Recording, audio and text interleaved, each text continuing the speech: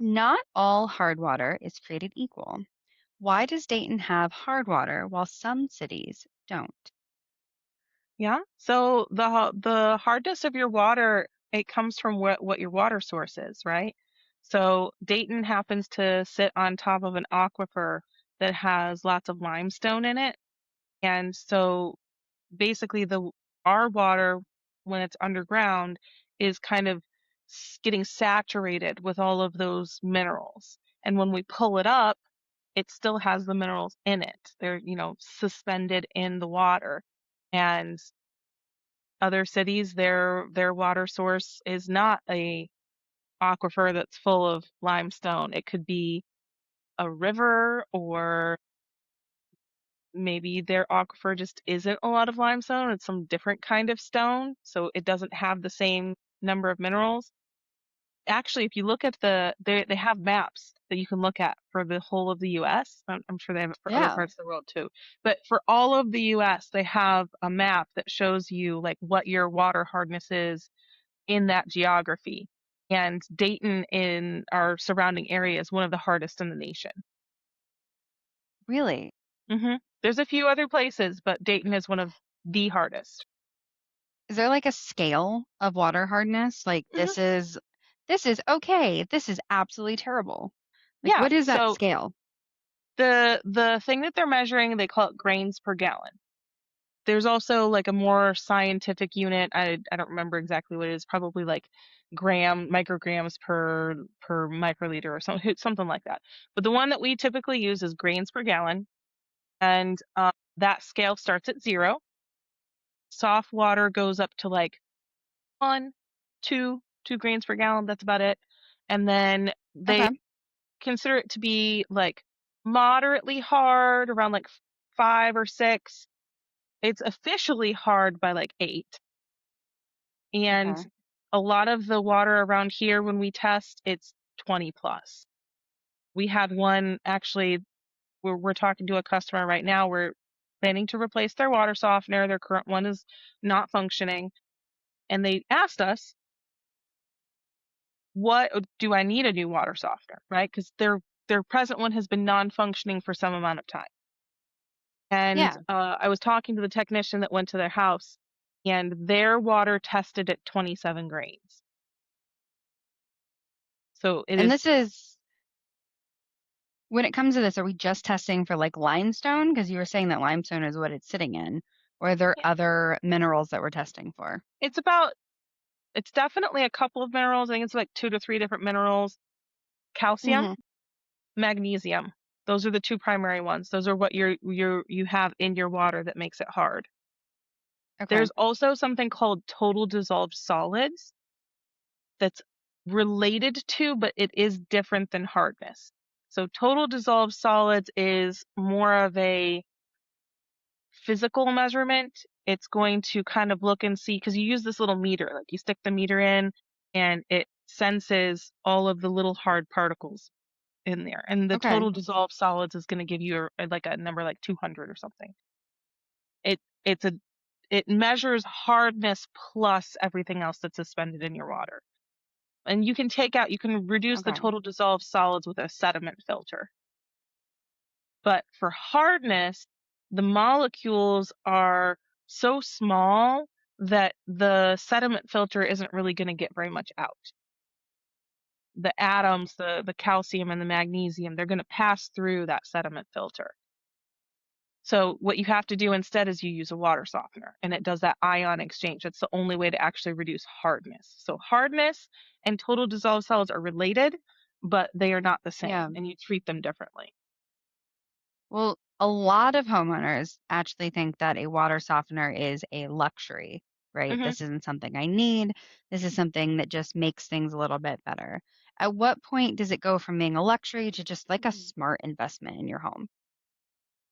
I would say at that official hardness point, right? If you have 8 grains per gallon or more, that's officially Hmm. hard, and you are going to see an impact on the longevity of your fixtures. The and you'll see it too. Like, so if your faucet in your bathroom has like gets like a white film on the outside of it, that's hardness in your water. Basically, you'll have little droplets of water that splash onto the faucet. It Mhm. contains those calcium and magnesium ions, and those get left behind when the water evaporates. So over time, that film, those ions, they build up on the outside of your fixtures, and that's Yeah. what leaves that white film. Okay. I know growing up, so I grew up in Greene County, Mhm. like on the out past Xenia. Mhm. Um, so we had iron in our water. Mhm.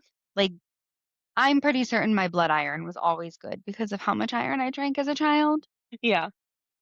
And it turned everything yellow. And I mean, we had a water softener, but it was in bypass my entire childhood. Mhm. I'm just wondering, because you're just talking about calcium and magnesium, Mhm.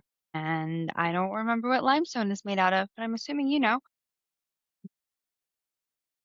Does that water softener also take care of iron deposits, right?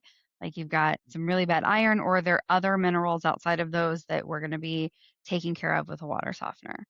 So that's a really interesting question because the answer is yes, it does take out iron. However, iron's actually really hard on the water softener. So it's going to eat through the Really? salt. It's going to eat through the salt and it's going to damage the resin beads. You actually want to take out the iron before it gets to the softener.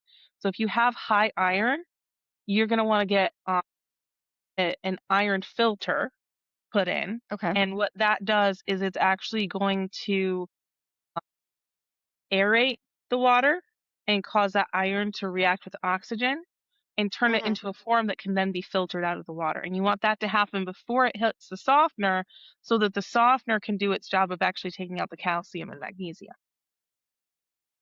Interesting. Yeah. So if you If you do live in an, I was going to say, if you have only a little bit of iron, you can let Mhm. it go through the softener. But if you have enough iron to be staining things, you're going to want to take it out separate first. It's really interesting that each home kind of needs its own little setup, Hmm. right? Like, in my current home, we don't really have hard water. We have a softener, and that is mostly for skin reasons because I do like to keep my skin pretty, and that is what softeners will help take care of as well. But it's not actually like necessary for our home to run effectively as far as like keeping our water good. But it does seem like there are certain areas, especially in like Greene and Montgomery, where the hard water could be bad enough that maybe you need like a multi-layered system. Hmm. What are all like just build me the optimal hard water system right now. Yeah. What are like So a couple of I was there's a gonna lot say of what are different a things you couple can of do. different? Yeah. Really? So, Okay. the first thing you're always going to do is get your water tested, right? Because you need to know Yeah. how hard it is to size the water softener. You're around here, you could be anywhere from 8 to 27 plus, right? And when you're sizing the water softener, you need to know how hard it is. So how many grains Hmm. are you taking out? And then how much water are you going to be using? So if you have a small household with like one bathroom and just a couple people living there, you're not going to need as large of a water softener as if you're in a multi-bedroom house and you have like 8 people living there and they're using lots of water. Water usage is going to greatly vary from house to house. And you do want to size the system to the home itself. Like you want it to take care of your current case, but let's say for some reason you're in a large home, but there's only two of you living there and you only use like one bathroom. You're still going Yeah. to want to size it so that it is capable of taking care of the home. Let's say you sell it and you move out, the next homeowner is going to have adequate softening for the home. But once you've tested it, and we do 5 tests. So we'll test your hardness, we'll test your chlorine content, we'll test your iron content, we'll test your pH, and we'll test your total dissolved solids. So that is like a very basic set of things. We have access to more tests, but those are the ones that we can do in-house at your home during a normal visit. We have those kits on the car or on the vehicles, and we can run those tests within 15 minutes and give you a pretty Yeah. good picture of what's going on with your water. If you are if you're watching this and you're not in the Dayton area, should you be asking your plumber to do these tests? Yeah, I would say it is always appropriate. Look, you want to know about your home, and having the plumber do those tests in your home in front of you is one of the best ways for you to kind of learn about like what your water system is doing and what you have to work with. It's a great idea to have them just go ahead and run the test because that's the easiest way to tell whether or not it's working. If you have an appliance Hmm. that you're having installed, dishwasher, washing machine, when you have a plumber in your home, which they won't be there for the install of those, but it's good to get this done beforehand anyways. What could happen if you install these things and you don't know what your water quality is, right? You don't know that you have high calcium. You don't know that it's sitting at a 9 or a 10. It's probably very obvious if it's sitting at a 22, but you don't know what your hard water is, so therefore, what effect is it going to have on your appliances? Yeah. So, it depends on the specific appliance, but generally speaking, if you have, think about like a shower head where it's got all of those tiny little nozzles in it that like create the individual streams of water. If you Mhm. have hard water, eventually those are going to get clogged. And then you're going to like one by one, each of those little jets is going to stop functioning, right? And so if you can Yeah, imagine if that happens to your shower head, something like your dishwasher will have the same thing happen to it. The dishwasher arms have like little nozzles in them, right? Like they have those little jets that are spraying water onto all of the dishes as they spin around and stuff. And if you yeah, have really hard water, those are going to start to clog and it's going to reduce the effectiveness of the dishwasher. So it's probably not going to get your food as clean in a few years because you've got calcium buildup inside of the machine. And same thing with like, your washing machine. The washing machine probably a little bit less so as far as like it doesn't usually have jets that are spraying, but it does yeah. have like the drums have holes in them, and those are meant to make Yeah. water flow in different ways, right? Wh which appliance do you feel typically fails first because of hard water? So I was kind of thinking about it while I was talking about like the dishwasher and the washing machine because those are Yeah, being used with detergents in them already. I'm not 100% sure, but I do think that that reduces the amount of calcium that gets stuck to it because like yeah, those soap molecules are attaching to the calcium and magnesium also, right? yeah. So I I would mean, I actually would say expect that, what's that stuff I put in my dishwasher? It's, like, blue and it's in a bottle. Jet Dry? the jet dry, the finished Remember? jet dry. Yeah. Well, because Yeah, that. even though we have a water softener, I still get, like, the white spots on the outside of Mhm. my glasses, and I don't know if that's the detergent or what it is doing that. Or if it's just more common when, like, the softener's running low and I don't pay attention to it because that's not Mhm. my job. But if the is the jet dry, like, counteracting the calcium and the magnesium, or is it just detergent? Yeah, Anyways. so the jet dry, I believe the way it works is it's like a what's it called? I want to say it's like a surfactant, but basically it makes anything that's in the water less likely to stick to stuff. That's why it like makes your dishes so sparkly, is because it's basically saying like nothing sticks. So it all gets rinsed off and then it gets to dry really, really shiny because there's no because remember we talked about total dissolved solids, right? There's things besides Yeah. calcium and magnesium in there. The jet dry is basically making it so that none of that stuff is sticking to your dishes. So is there a big di I feel like I'm putting like, a silicone layer on my dishes right now. I I have To be honest questions. with you, I really don't I loosely understand what's going on with it, but it's been a long time since I did any learning on like what jet dry is doing. We can You're we gonna look up could we we're could gonna do look up follow-up jet dry on another episodes. day. We could do Yes, jet follow-up dry. episodes. Hey, we actually did some research on this one. This is what we found. Dishwasher, how to maintain it. Yes. Okay. So, I guess that doesn't explain, like, so washing machine, dishwasher, you're running detergent in, so less likely to fail first. Yeah, What is I gonna fail? well, your shower heads I feel like are the classic ones that clog up first, right? because nothing Hmm. besides water is going through it. You always have like daily, you have little drips of water that are drying and like leaving behind the calcium and magnesium. So it very rapidly will accumulate buildup. Okay. Other faucets will do the same thing. And you can have things like your toilets can have buildup on them.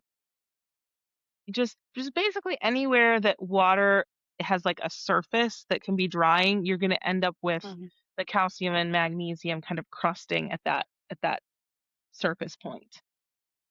As far as Just actually causing imagining things the to fail, I'm just imagining the iron rings that were in the toilet growing up. And no yeah, amount of iron out could get out, where we're yes, just like, get the iron out. I mean, but I mean, it turned clothing yellow. So yeah, yeah, clearly we had a big iron problem. yeah. It is also why so hard water, people will notice if you have hard water, you're gonna use more things like shampoo and soap because the it basically your soap has to attach to all those calcium and magnesium ions before you can get the actual dirt out, right? Like so it's Yeah. got more things to bind to, so you'll end up using more of it. And also like when you go to rinse, it strips out of your hair faster. What would kind of be the effect? So again, one of the reasons I got a softener is because I had some acne issues. What would be kind of the effects of hard water on like your skin? And again, this is a very girly sidetrack on a plumbing podcast. But also, like, women make 80% of consumer decisions. So Hey, I mean, clearly, it's not just a luxury item, it is a healthcare item in that sense, right? Like hmm, you whatever is in your water is going to be on your skin because it's on you when you bathe, right? Like even if you're doing some sort of fabulous skincare regime and washing your face like 2 times a day or whatever, if your water sucks, you're still putting that stuff on your skin. So, Korean skincare's anti or Korean skincare's kryptonite, hard water. if you're spending hundreds of dollars on Korean skincare products, maybe look into spending a few $1,000s one time on a water softener so that you can get the best effects, right? Like this just makes sense. This is plumber girl math. Plumber girl math. This is plumber girl math. I Plumber girl mean, math. but but seriously though, like I don't use anywhere near the amount of products on my skin Mhm. that I used to because I'm using softener. Do you guys have a softener? We actually don't, and we should. Our water is hard. It's really, really funny because I like so we have one of those rainfall head showers, like the big square one with like it has like these little rubber nozzle things on it, right? Yes, I would like all of that. So obviously, when it was brand new, everything fell straight down. And then like one day I noticed that like one of the jets was like a little bit cockeyed, and I like put my finger up and I kind of like did this, like moved it a little bit. I came Hmm. away with the tiniest little perfect white circle on my fingertip. It was just the ring of calcium that had like deposited on the nozzle. So yes, we have hard water. We should have a water softener. This falls under the category of the plumber who never fixes the thing at their own house. It should be done. I plan to do it at some point. It's probably going to be like a training for the guys someday is like, hey, come on, learn about water softeners. We're putting in one in at my house. I But need a water softener. Come on, boys. Or, you could teach me how to put in a water softener. hey, I don't want maybe to we will learn, get but if you this tell me, podcast on uh on some wheels and we'll just do watch the watch the honeybees install a water softener. watch the honeybees watch Cassandra install a water softener while Alexis makes weird comments the whole time. Not that I So can't do it. I could figure it out. I just why? Why? for content, that is the answer. For When we peter out on questions to answer, it's gonna start being okay, we're gonna go do some projects together. good. That's when we're gonna have all the boy, like 3 boys standing behind us going, no, no, Cassandra, take the tool away from her. That's not where a wrench goes. No, as much as to make jokes about myself, I did install my garbage disposal and it still works and nothing has broken and I clean it periodically.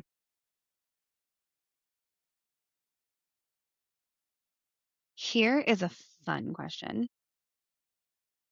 So this shower head issue that you're having, right? Can you get rid of the buildup on your shower head with the bowl of vinegar? Is Hmm. that a real thing? I've never Yeah. had to try that. Yeah, so actually that's absolutely a real thing. It's totally a valid thing to do. If you have a shower head and it's getting buildup on it, Hmm. so it's pure chemistry, right? Like, what is vinegar? An acid. It is an Did I acid. get it right? You did. Do you happen to I know learned which that in acid? cooking. It is a There's specific acid. multiple acids? Well, not that you're, yes, there's tons of different kinds of acids, Did I but miss that section about Kim? What you actually, happened? I'm sure you've heard of this particular acid. I'm sure I have. I just, the minute that, like, you finished chemical engineering, Yeah. I was in chemical engineering until somebody said, "Hey, did you try ag?" And I went, "Got it. No, I'm out. No more ionic compounds for Vinegar me." is acetic acid, and Oh, yeah, specifically household grade vinegar is 5% acetic acid, the rest being water. okay. And Acetic then they acid. actually, you Got can it. get your hands on 10% acetic acid solution. That's called cleaning vinegar. And this is actually a time when I would recommend a cleaning vinegar because it's going to react that much faster. But acetic acid actually reacts very, very well with calcium. It's going to basically eat the deposits away. And then you're not going to have the deposits on your shower head because it got eaten up by Will it the like acetic eat the acid. inside? Will it also eat all the If you calcium soak it, that's like built up if on you the inside? soak it in a bag, right, and it like can penetrate through, Mm-hmm. yeah, it'll get into the inner mechanisms of the shower head as well. Interesting. Should you do it on like a toilet or a dishwasher? Dishwashers are fine to run vinegar through. I know Toilets, washing machines are. my only caution with toilets is I guess where, like if you just want to scrub the inside of your toilet with vinegar, there's no problem with that. Like it's not going to hurt the porcelain. The only thing I would be concerned about is like the tank. If you somehow wanted to try to like run it, I don't even know how you would do that, honestly. Like you can't run it through the flush valve, at least not easily. You could You pour it just in the back. pour, Yeah. pour it in the back. I'm Yeah. like, what I do with bleach in my toilet? Just pour it in the back. Ooh, did I admit that on camera? I'm not sure. Are you supposed I to mean, do that? it depends on how much bleach you're doing and how often, because I do think that the bleach would interact with the rubber parts back there. Well, I've got also a side note. So in my toilet, I get that black like mold buildup, Mhm. right? And I bleach, like I run cleaner on the inside. We clean it, we Mhm. spray it, we antibacterial it, all of the things. And then about once every 2 to 3 months, I just straight up fill the tank with bleach. Not all the way, like it is a solution. Like I put pure Mhm. bleach in, maybe like a Mhm. cup in the entire tank, and Mhm. I just let it sit. And then I'll pour I'll flush it and let it sit in the bowl until somebody has to go to the bathroom. And then actually, I might be creating ammonia in my bathroom and not realized it. That could be bad. Maybe don't pour bleach in your toilet and then immediately use it. Like flush it all out Flush it first. first. Don't do what I'm doing. I am creating a problem. I'm going to kill my family. I should I change mean, that. yeah, change the procedure slightly, but it's also probably not a very large amount of ammonia that you're creating No, because it's no. dilute. Yeah, but still, Yeah, I don't know. there are better ideas out But there. I know you can run vinegar in your washing machine. I do that as well. Sometimes I run vinegar on the washing machine with the towels to get the buildup out of the towels. That's actually a good one. Especially if you have hard water, you could get the hard water buildup in your towels. That would be really annoying. It no longer dries me. Why? So, whoop, pens, drop my pen. Can hard water actually increase your utility bill? It depends on which utility bill you're talking about. Your whatever your water heater is using, yes, it can increase your electric or your natural gas bill. We talked about before about The water sediment. heater. Yeah, because what happens is the sediment, which is primarily the Mm-hmm. hardness in your water, as it's building up in the bottom of your water heater, it's going to reduce the effectiveness of Hmm. whatever the heating element is, right? So that means that it's just going to have to work harder to get that water hot, and Yeah. you'll use more energy, so your utility bill will go up. As far as like your like water usage, it it could affect it. I don't know that it's going to affect it enough for you to see it. Okay. I mean, I'm maybe you could do wondering. something like if it like wears out a part in your toilet and your toilet's running or something, right? Like that would increase it, but it's sort of like a secondary effect. It's not like a primary effect. Yeah. Well,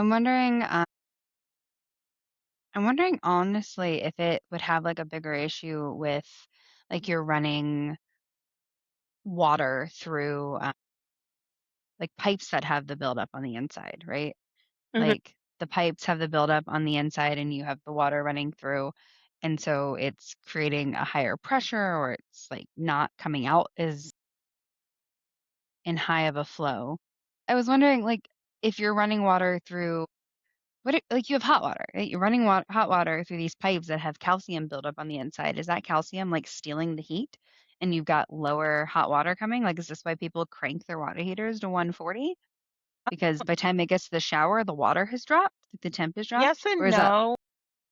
So they crank the water heaters because the water heaters have one, less capacity, and two, are like slower at heating because of the sediment Mhm. specifically in the tank. You're not going to get like a thick layer of buildup on the inside of your pipes for the most part. Like you'll get some, but Yeah, sediment doesn't usually like restrict the flow in the pipes. And then as far as like, I mean, eh, could maybe moderately affect the amount of hot water that actually reaches the fixture. But I don't think this is any sort of like real effect, right? Like you're not going to notice it.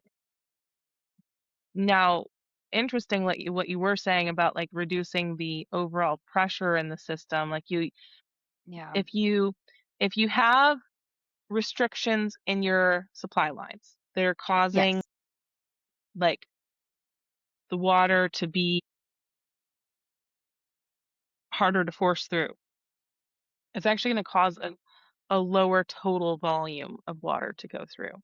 And since you get billed by the volume of water that you use, in theory, I suppose it could reduce your water bill. But again, they Just were not not talking by about, a lot. yeah, no, We're talking about like a cup of water over a month yeah, something insanely low. when it takes gallons to take a Yeah, shower. yeah. My goodness. Okay. Switching from how hard water affects your plants is to our drinking water.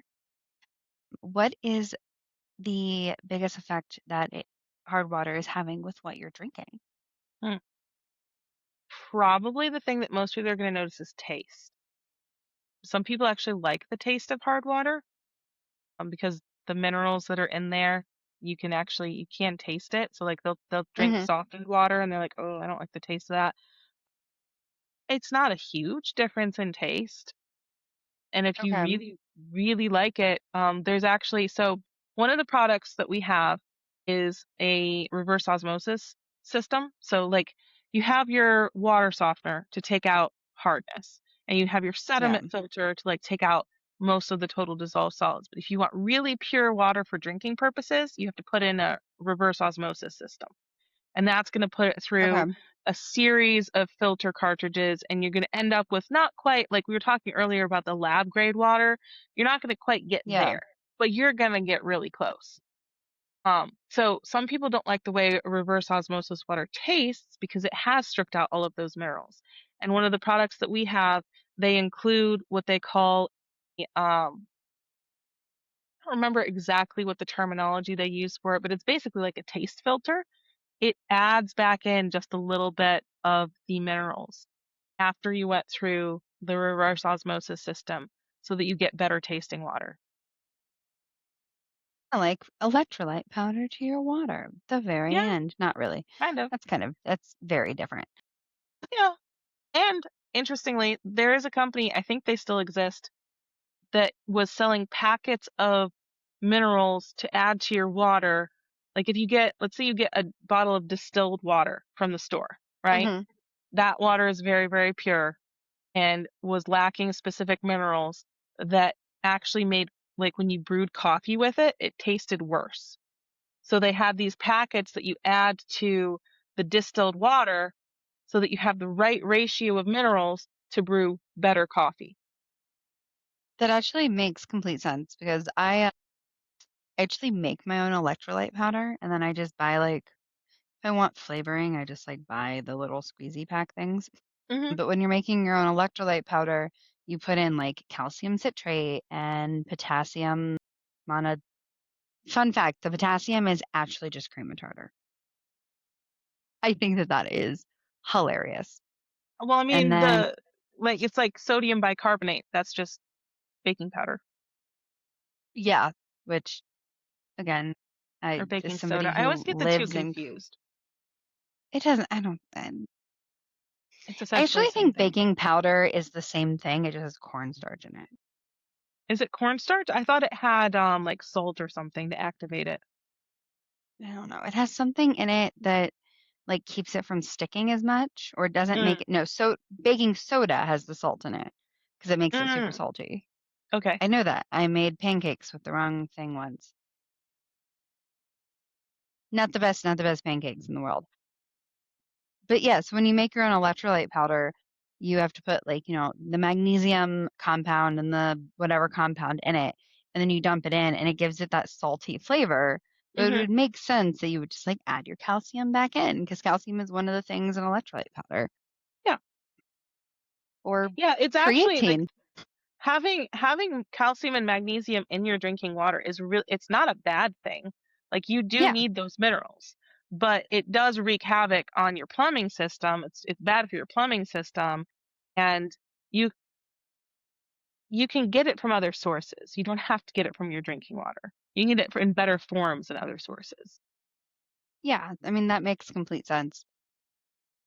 I was just thinking about how, like, you're saying that soft water is like a 1 to 2 gallons per whatever per Grains. gallon.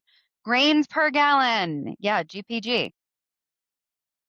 Where you've got the, not quite hard water, you're sitting at what, 5, 6? And then 8 is where it actually gets hard. So there is a point where it's like you don't really need a water softener. It's not going to affect your plumbing and you're getting the minerals in your water. So, I don't know. But do most homeowners need a whole home filtration system? I mean, I feel like this is a definition of like what's a need, right? Like most homeowners have something in their water that's probably undesirable. It's just, you know, but well, let's put it this way. America in general has extremely safe water. You can drink your tap water and it's just fine. So, do you need a whole home filter? No, but are you going to get some pretty big benefits out of it? Yeah, there's still a lot of benefits to be had. And so that then it just is, and for in particular for a whole home filter, like if you get like a basic sediment filter, those are not that expensive. It's a pretty low investment for some Yeah. pretty good benefits. What are you removing from the water with a whole home filtration system? Because it's not the calcium magnesium. That's your water softener. That's your water softener. And then It's you've got all an the iron filter for iron. right. It's all the other total dissolved solids.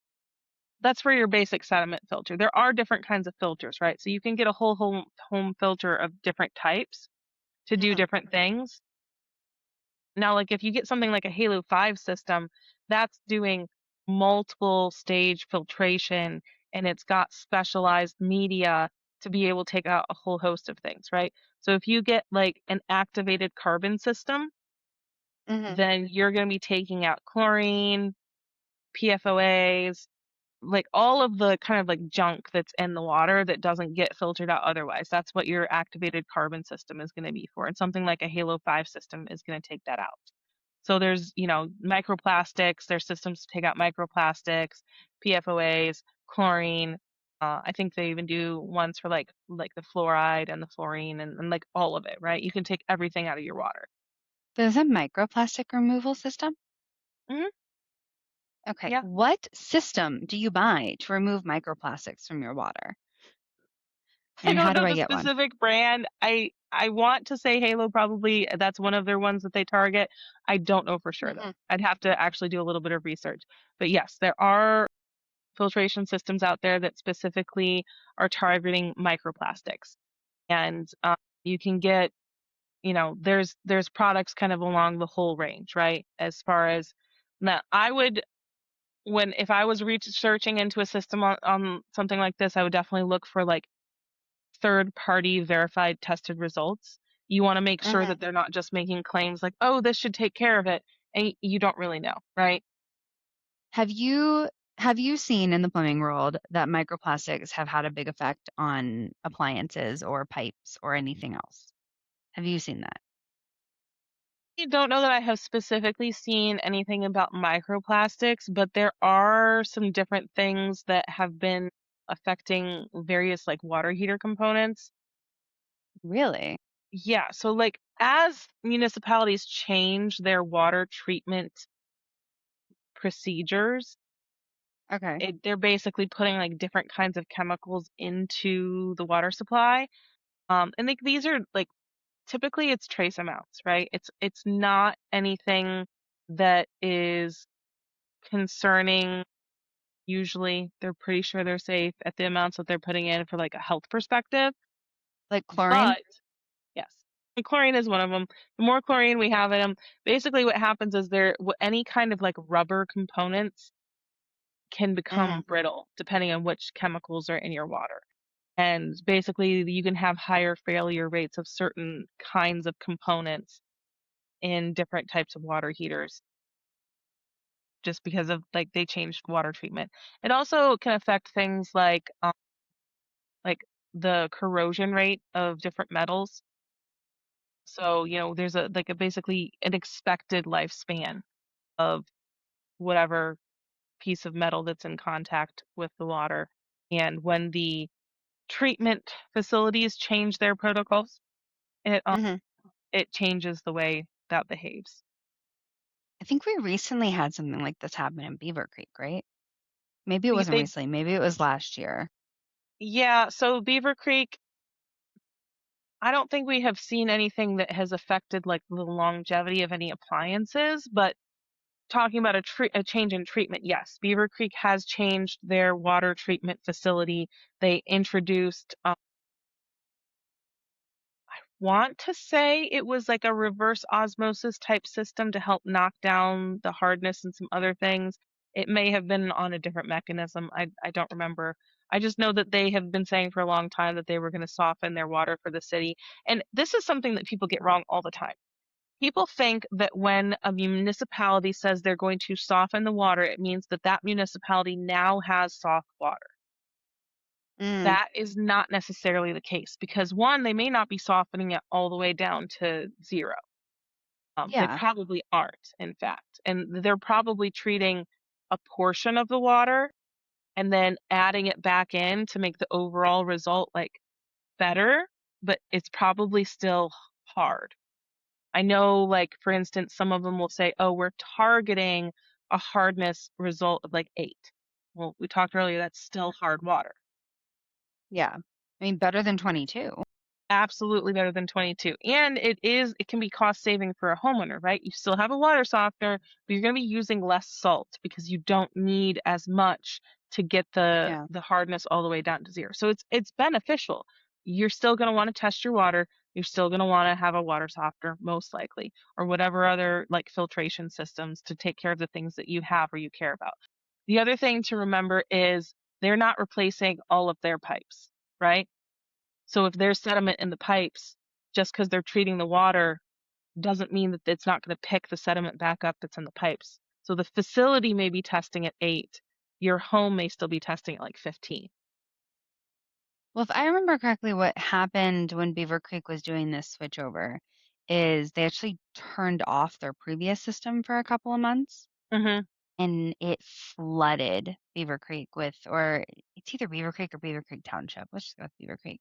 It flooded this like specific area with a ton of hard water that these homes were not used to, and it Mm-hmm. just started breaking things. Like, you know, there was one time, I might get this number incorrect, but I do believe there was this one time that we tested something, and it was like 40, Mm-hmm. right? It was like I know ridiculously there have been high. cases where we've tested hard water and like you get above a certain point and like, yeah, there's a real number somewhere that tells you exactly how hard it is. But Yeah, there is a point where it's just like, what's the point in still testing? Like we're yeah, not going to get a different result. It's very, very hard. yeah. We're like, yep, this is a 40 out of 8. You might have a problem. Yeah. Like, Yeah. yeah. And it was causing like appliances to fail and people were just getting really upset. Coffee makers get really hit hard by them because that's not only is that you're running it every day and it's going through like little drippy things, right? But it's hot. So it's like steaming and you get like, it dries out faster and you get more buildup and everything. Well, if, okay, coffee makers, people who are really into their coffee, how much do they need a whole home filtration system? Like, is the whole home filtration system going to make, because like I use a drip coffee maker. I mean, we're just Hmm. pouring some stuff in the back, we're letting it go. I called cold brew coffee that I brewed and it's now gone cold. Like, I brewed it. It's in the fridge. It's technically cold. But like like how does the like what does this whole home filtration system like you bought a what is it, a Breva or something? It's like a $350, $600 espresso maker and you're running, I don't know, we'll say 12 hardness water through it. Like what, or you're running, chlorinated water through it or whatever. Like at what point can a filtration system actually improve the quality of your coffee? Yeah, I mean, this is the same thing we talked about with like the Korean skincare products, right? If you're spending a Uh-huh. bunch of money on something that you care about and you're using trash water with it, it's you're just not getting your money's worth, right? So if you're spending a few $1,000s on a really nice coffee machine and then who knows what on the actual like, specially roasted beans, you know, got your No. grinder, you're grinding everything fresh, like you clearly care about your coffee. You should care about the water that you're putting into it too. And I Yes. think some people their solution for that is to not use their tap water, right? They're gonna buy a bottle Yeah, of distilled. So that's a solution. that is always a solution. But wouldn't it be nice Yeah. to just use the water out of your tap? I mean, yeah, of course. Especially if, you're getting the benefits of I'm spending $1,000 on Korean skincare and I'm doing the Abby Young hair method and I've got this really nice coffee, coffee maker. Got this really nice coffee maker and I don't know, I make sourdough and I grind things from scratch and I want like fresh bread all the time. Like that's Right. a lot of distilled water to purchase. That Like, that is a oh lot my of distilled gosh. water to purchase. And the filtration systems, they're not that expensive to in comparison. They're not that expensive to install and they're not that expensive to maintain. And then you get additional benefits, right? So, Yeah. So what is the biggest difference between your whole home water system mhm. versus like an under the sink reverse osmosis thing? Because we actually do not have a whole home water filtration system, but I've got like a weird 3-stage sink filter thing. Yeah. I mean, the main difference is the whole home is going to take care of everything in your house. And Hmm. the 3-stage under the sink one is point of use, right? You're only treating the water that's at that faucet. I mean, a lot of times we'll have a separate faucet too, right? Like it's not even like your main sink faucet for washing dishes. It's like off to the side. It's specifically a little spout just for that. there's the other thing is like the whole home system. Yes, it treats all of the water in your house. It's probably not treating it to the same standard. So reverse osmosis is one of like the highest standards for water treatment. Yeah. It takes the most stuff out. In your whole home system, you could put a whole home reverse osmosis system in. It's not very common because it's expensive, and all reverse osmosis systems waste some amount of water. Basically, what you're doing is you're using pressure to force water through a membrane that lets only basically the water molecule through. And because you have to Okay. push and push and push and push, and it gets harder to do as the contaminants get built up on the one side, you're always purging and wasting water. Yeah. Different systems have different ratios. About the best you're going to get is 1 to 1. So for every gallon of clean water you get, you're wasting a gallon of water.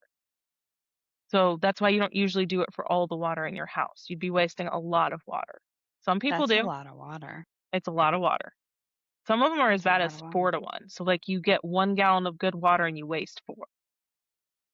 And that's why you're doing these for point of use. Like this This is is why you're just doing it for pointers. It's the places that you care the most about getting the cleanest water, and a lot of times that's drinking water, which makes sense because that's going to be the biggest impact for your health, right? yeah. I mean, yeah, absolutely. Like it's who cares if I'm putting a little bit of chlorine on my beautiful face? Actually, some people might care. Well, What are chlorine's those? actually one of the easier ones to strip out. You don't need a reverse osmosis to get chlorine out. You can have a whole house filter that's going to take the chlorine out. What's that? God.